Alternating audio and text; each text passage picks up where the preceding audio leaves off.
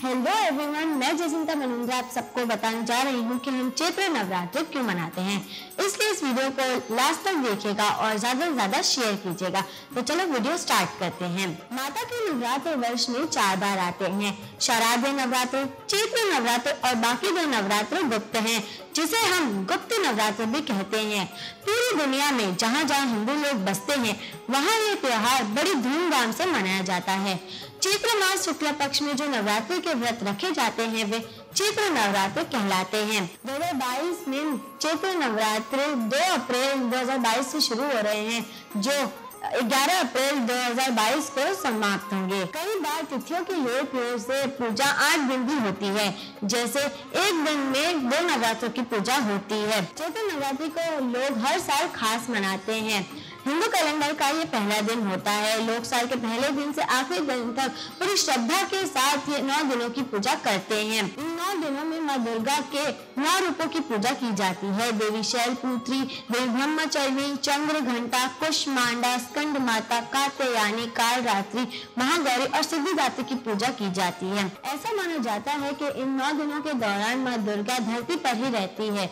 ऐसे में अगर कोई शुभ कार्य की शुरुआत करे तो उस पर माँ कृपा जरूर बरसाती है और वे कार्य सफल होता है। ऐसा मान्यता है कि चैत्र नवरात्रि के पहले दिन माँ दुर्गा का जन्म हुआ था और माँ दुर्गा के कहने पर ब्रह्मा जी ने सृष्टि का निर्माण किया था। और ऐसा भी मान्यता है कि चैत्र नवरात्रि के तीसरे दिन भगवान विष्णु ने मनसे के रूप में जन्म लिया था और पृथ्वी का निर्माण किया था।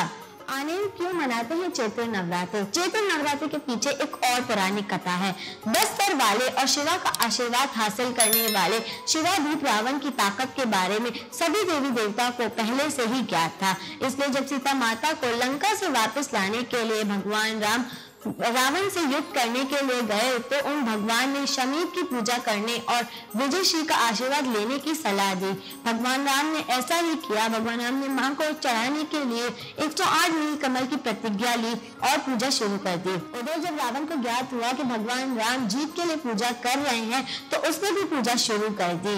रावण किसी भी हाल में अपनी हार नहीं चाहता था, इसलिए उसने भगवान राम के 108 पुष्पों में से एक चुरा लिया और अपने राज्य में शांति पाठ कराने लगा।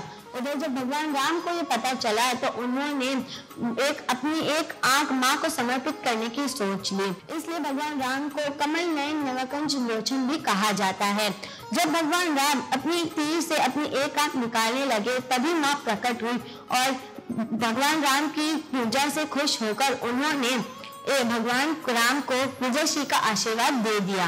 उधर रावण और जोर लगाकर पूजा पाठ कराने लगा। केवल हनुमान ब्राह्मण के लड़के का रूप धार कर पूजा पाठ पर पहुंच गए। ब्राह्मण जया देवी भारतहारिणी का शालोक का पाठ कर रहे थे। हनुमान जी ने उसका उच्चारण हारिणी की जगह कारिणी कर दिया। इससे मां तृप्त हो गई और उसने रावण को श्राप दे दिया। वास्तव में हारिणी का मतलब होता है हारना और कारिणी का मतलब होता है पीड़ा देना। इसके बाद भगवान राम ने रावण को धराशायी कर दिया और इस त्योहार को स्पष्ट कर भलाई की जीत के रूप में भी मनाया जाता है और चैत्र नवरात्रि के अंतिम दिन को रामनवमी के रूप में मनाया जाता है। चैत्र नवरात्रि के पहले दिन देवी शैलपुत्री की पूजा की जाती है, जो 2 अप्रैल शनिवार को होगा। पवित्र त्योहार के पहले दिन को प्रतिपदा के नाम से जाना जाता है। इस दिन भक्ति शैलपुत्री नामक दिन पार्वती के एक अवतार की पूजा करते हैं। इस दिन कई भक्त अपने घरों में कलश और घट स्थापना करते हैं। दूसरे दिन देवी ब्रह्मचारिणी की पूजा की जाती है, जो 3 अप्रैल रविवार को हो गई। चैत्र नवरात्रि के दूसरे दिन मां पार्वती के एक अवतार देवी ब्रह्मचारिणी की पूजा की जाती है। उन्हें मुक्ति और शक्ति और समृद्धि के लिए पूजा जाता है। तीसरे दिन देवी चंद्र घंटा की पूजा की जाती है, जो 4 अप्रैल सोमवार को होगा। चैत्र नवरात्रि के तीसरे दिन देवी पार्वती के अवतार देवी चंद्र घंटा की पूजा की जाती है। इस दिन भक्त सफेद वस्त्र पहनते हैं क्योंकि इसे शुभ माना जाता है। चौथे दिन देवी कुष्मांडा की पूजा की जाती है, जो 5 अप्रैल मंगलवार को होगी। देवी कुष्मांडा वनस्पति के लिए जानी जाती है और इनकी 4 भुजाएं हैं और वे वाक पर विराजमान हैं। आज 5वें दिन देवी स्कंद माता की पूजा की जाती है, जो 6 अप्रैल बुधवार को होगा।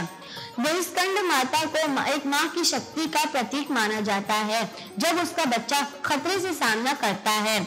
हिंदू मान्यता के अनुसार इनकी 4 भुजाएं हैं और वे एक क्रूर शेर की सवारी के लिए जानी जाती है। छठे दिन देविकाते यानी की पूजा की जाती है जो 7 अप्रैल गुरुवार को होगा। माँ दुर्गा के एक अवतार देविकाते यानी को पवित्र त्योहार के छठे दिन पूजा जाता है। वह एक साहस का प्रतीक है और योद्धा देवी के रूप में भी जानी जाती है।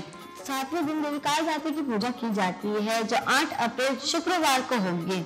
देविकाल रात्रि माँ दुर्गा का सबसे उत्तम रूप माना जाता है। हिंदू मान्यता के अनुसार माँ पार्वती ने राक्षसों शुंभ और निशुंभ को मारने के लिए अपनी निष्पक्ष त्वचा को हटा दिया और माँ काल रात्रि के रूप धारण कर लिया। 8वें दिन देवी महागौरी की पूजा की जाती है जो 9 अप्रैल शनिवार को होगा। पवित्र त्योहार के 8वें दिन देवी महागौरी की पूजा की जाती है। उन्हें शांति और बुद्धिमत्ता का प्रतीक माना जाता है। 9वें दिन देवी सिद्धिदात्री की पूजा की जाती है और इस दिन को रामनवमी के रूप में भी मनाया जाता है। नवमी की रात को श्रद्धालु माता सिद्धिदात्री की पूजा अर्चना करते हैं जो कि अपने भक्तों को हर तरह से सिद्धियां देती है। इसी दिन भक्त भगवान श्री राम का जन्म दिवस भी मनाते हैं।